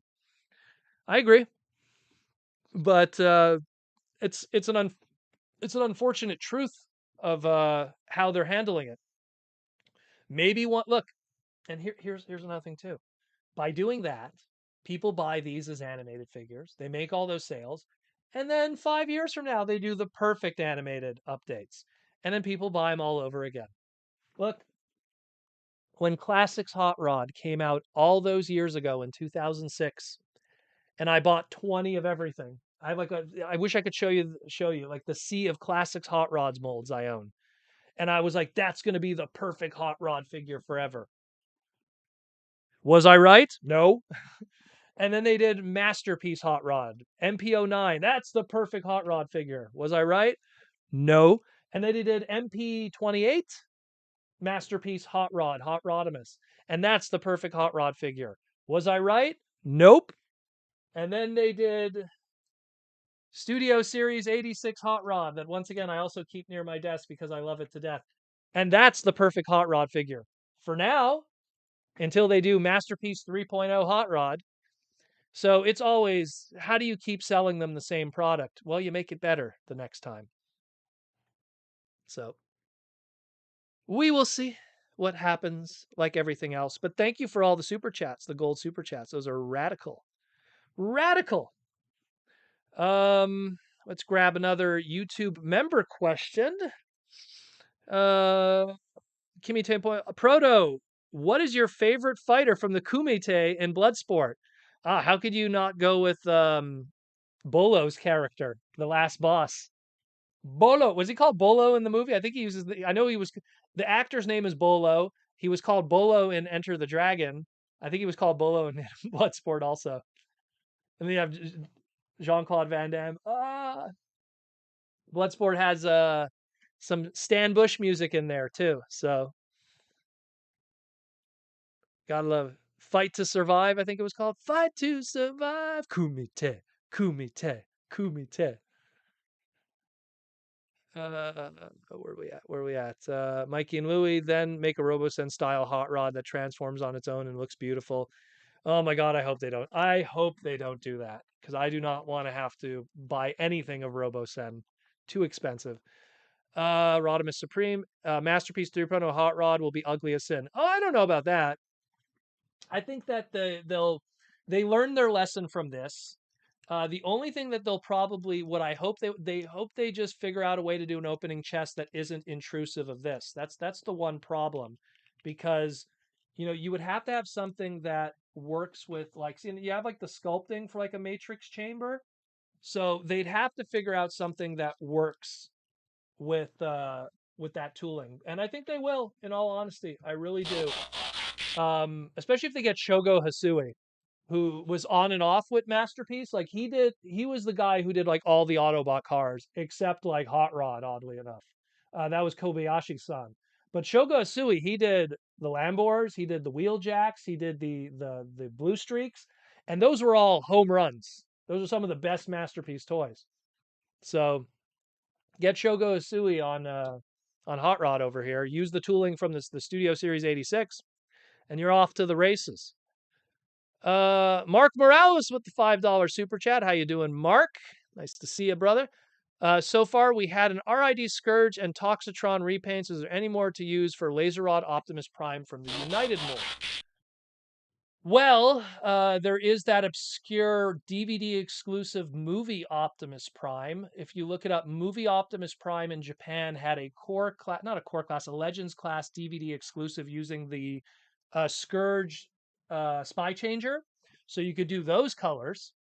You could do that one. That's a bit of a deep cut, but you could do that. You have the Ultra Magnus colors, which was Ultra Magnus was reborn because Ultra Magnus died in Headmasters. Sorry for the 27-year-old spoiler. Ultra Magnus died in Headmasters, and then he was reborn with the Creation Matrix. And they told this, I think it was an eHobby exclusive story, but they told this exclusive story of Ultra Magnus coming back, and they used the Laser Rod Optimus Prime mold. So those are some right there you could use. And like I said, so you have the original repaint, you got Toxitron, you got the Black Convoy, aka Scourge. So that's already 3. So you're already successful. Now you can do Ultra Magnus, and then you could do the movie deep cut DVD exclusive one. So now you got 5 from a leader class. And they're reissuing it during United. So they're getting another run of the mold, anyways, for product that retailers are going to buy. So they're doing just fine. They're doing just fine. And how could I forget? Shattered Glass Ultra Magnus, the true Shattered Glass Ultra Magnus, was the laser rod design. The true Shattered Glass Ultra Magnus with the skull face. It wasn't the Ultra Magnus mold. It was the laser rod mold from Reveal the Shield, Hunt for the Decepticons, one or the other. 2010. Yeah, it was eHobby. Thank you, Deck. So there you go. So now you got 6. That went down the wrong pipe. Woo! Reese's with the $5 question. Oh man, that went down the wrong pipe. I'm dying. Reese's with the $5 question. When will we finally get Legacy animated Starscream? Hasbro's going to have a field day making all those clones. Well, we already have. Where's that listing here? We already have all those War for Cybertron ones that are coming. So that's Gamer Edition Starscream. So we're going to get a Thundercracker. We're going to get a Skywarp. Then probably we'll do a minor retool, and we'll also get the Slipstream because she was also a DLC character in the game. If they want to get greedy, they'll also do the others.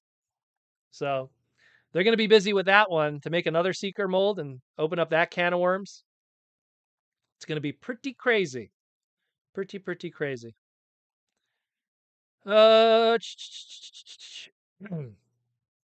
We got Clark Clint Gaming has joined the Minicon recruits. Thank you, Clark.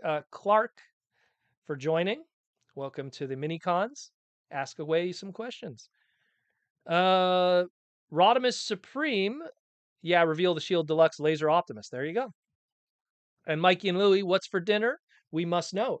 Probably I'm going to have more Hakao and Siomai. Really good, delicious. Probably going to have that with corn. I have some corn on the side. I've actually made some nice corn on the cob, too. James Hobson's Proto, this Super 7 bombshell is amazing. I haven't opened it yet. I do think it will be because it's too nice. Thank you again for everything. James was one of the winners of one of our giveaways. We sent him the Super 7 Bombshell Ultimate Edition, and amazingly, it got to him ridiculously quickly since last week. Open it. You'll enjoy it. Trust me, they're really cool. And the boxes are awesome, too. And you're lucky it's in a box, so you could put it all back afterwards. It doesn't affect the figure. It's good stuff. You'll enjoy it. Trust me. The Super 7 stuff is cool. It's a little expensive. That's the only thing that bothers me with them, but they're really cool. Clark Proto, what is the best way to buy the IDW comics these days? You know, the funny thing is, a lot of people always say buy the trade paperbacks, but man, oh man, you could probably find some guy that's just like unloading a stack of 100 books for probably like $30, and you could get the singles.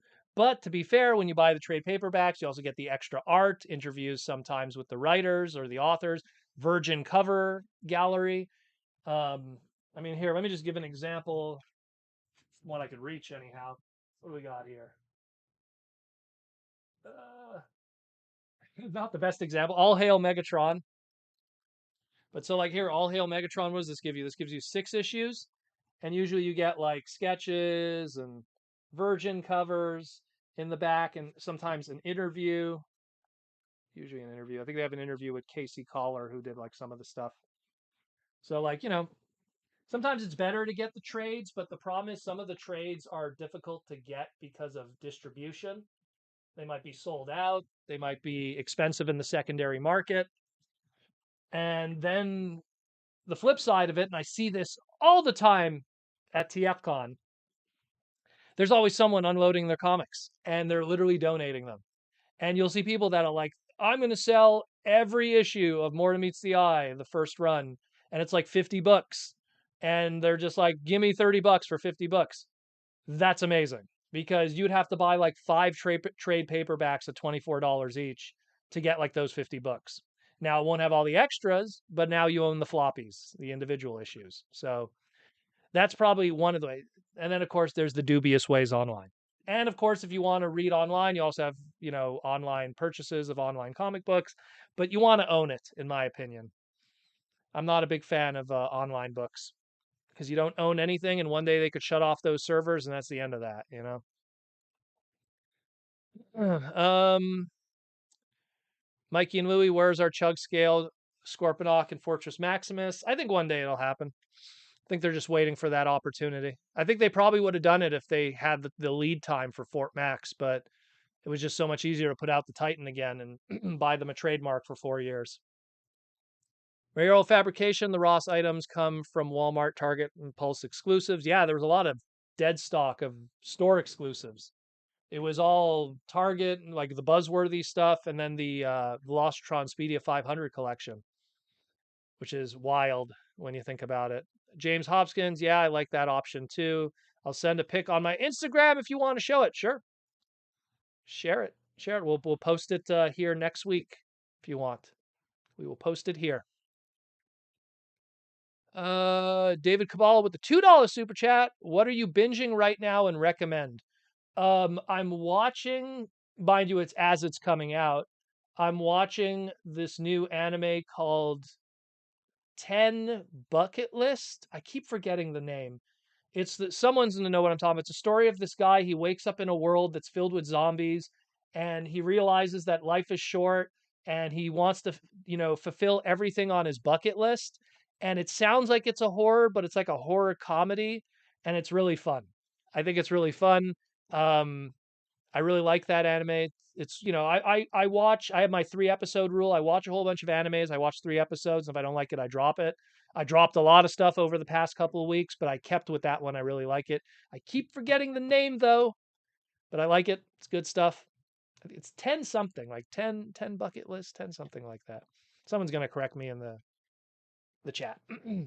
That's what you guys are here for. To correct me if I'm wrong. Prince of Phalanx 59 Pro, do you think Hasbro will do a RID Omega Prime?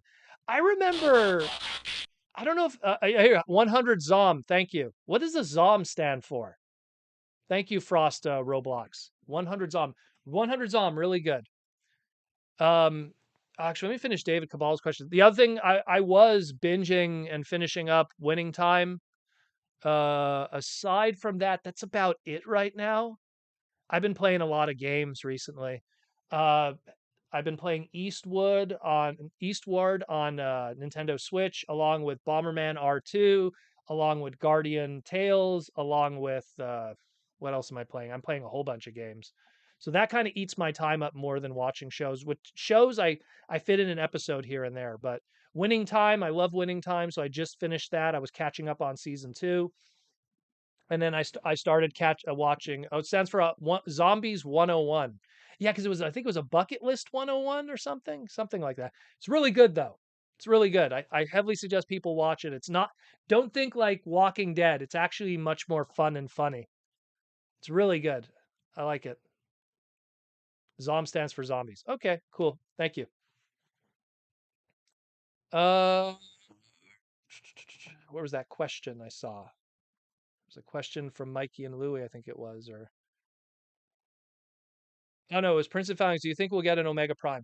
So yeah, so I supposedly Ben from marketing, along with Mark and Evan, said that they would never do a Optimus Prime as a HasLab item. So the rumors were, oh, it's going to be a HasLab item.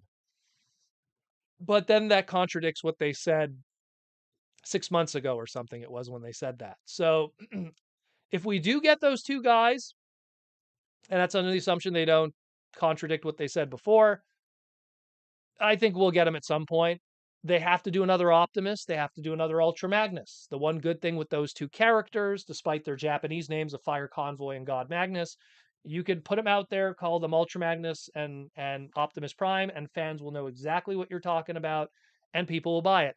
And apparently, Evan absolutely loves fire trucks, absolutely loves Optimus Prime, and would love to do another fire truck Optimus Prime. So, very possible. Mike and Luke, Louis says, Proto looking forward to the newest TFCon? I guess so. I don't know. TFCon to me, it's more about what happens when I'm there. I don't know if it's going to be fun. I don't know if it's going to be boring. It's all about the fans that I meet and the stuff that I do when I get there. So I hope Orlando will be fun. I hope so. That's all I say. Because I don't know specifically the dealers that are going to be there. I don't know the fans that are going to be there. So we will see. We will see. I know LA is going to be off the chain, though. LA is going to be crazy. That one I could guarantee. Because every LA Transformer anything, whether it be BotCon or TFCon, has always been crazy. So we will see. We will see. It's hard to make that call. We got 2 minutes left. 2 minutes left in the podcast. Get some more last super chats in. Will we be seeing me in LA? Well, I'm aiming on it, that's for sure.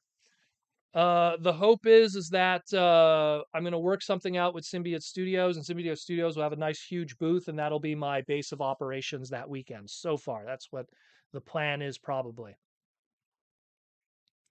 So, but it's still what 6 months away or something, so we still have plenty of time to figure that out. Half a year away. Right now, the focus is figuring out everything for Orlando. That's the goal right now.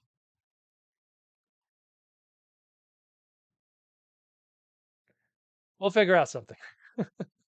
Usually we'll figure out something. It's so far away that we'll have those conversations. Like my rule with conventions is I want to get the one that's in front of me behind me before I start discussing the next one. I just focus on that one first. Then we'll have those conversations for sure. For sure. But yeah, we'll take a few more YouTube member questions. If we get a Costco yellow RID Optimus from Generations, I'll absolutely buy it and repurpose it as the Armada shop, I guess. I don't know. You're referring to that. That was I think that was a Walmart exclusive. That was like a Walmart exclusive Universe 1.0 repaint. And then they did the smaller Spy Changer version too with the black Ultra Magnus. Clark Kent Gaming, do you think it's worth it to wait to go to a con and to buy old figures instead of eBay? Brother, I've said it 100 times and I'll say it 100 times again. Always wait for conventions, because conventions you will always save more money. My old panel that I did years ago, like literally, I did a panel back in TFCon 2012, 2013. There's a nice photo from that. It was called the New Hat Syndrome. And in that thing, I broke down the math and showed people like, here's what happens if you bought everything MSRP brand new. Here's what happens if you wait a year later and buy it loose complete at a con. It's insane how much the savings are. You'll save like easily 50%, if not more. Yeah, there might be like that one figure that gets away that goes up in value. Like, oh, yeah, but this Voyager, it went in crazy value. Yeah, but the amount of money that you saved, not buying every deluxe brand new, not to mention all the sales. And I mean, think of anyone who bought a Titan class full price and then Hasbro slashes the prices. Think about everyone who bought Cybertron Metroplex brand new for $200 plus tax, and then they drop it to $100 on Amazon, free shipping. So there's so many opportunities to save money that it's always worth it.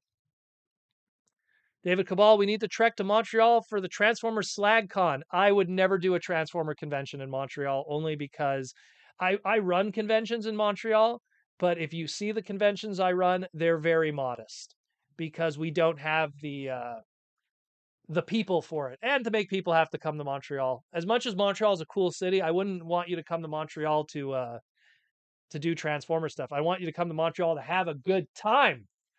Let's go get some good food. Let's go downtown. Let's go check out all the cool stores. Let's go to Chinatown. Let's go to the old port. Let's give you the best poutine you'll ever have in your life. That's why you come to Montreal. You don't go to Montreal just for toys. Although that would be one part of it too. I'd bring you to some cool stores. James Hopkins Proto, I have seen that the Ironhide Prowl Death Pack is on heavy clearance now. Well, there you go. What was I seeing? $11.99, $12.99 for that? And how long ago were we talking about that? Like it was a brand new item? That's just how it is. You just wait it out. Those sales, man. Those sales. It's brutal. It's brutal. But that's the reality. Wait it out.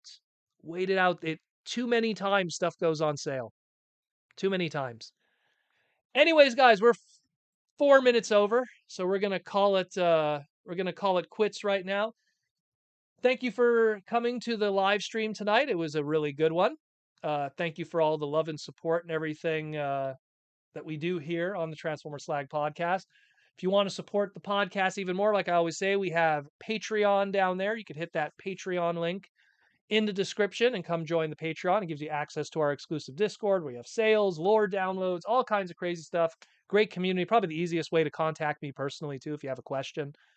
Check out the Patreon. Help support the podcast that way. If Patreon isn't your thing, you could do what these green names on the side are doing. These are my YouTube members. That's the join button that is available under the video here. You could come join us and become a YouTube member there. Those are the cool people too. That's the other option you have.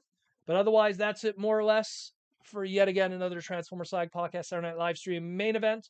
Hopefully we'll get some updates on new information and we'll have another glorious week in the world of Transformers.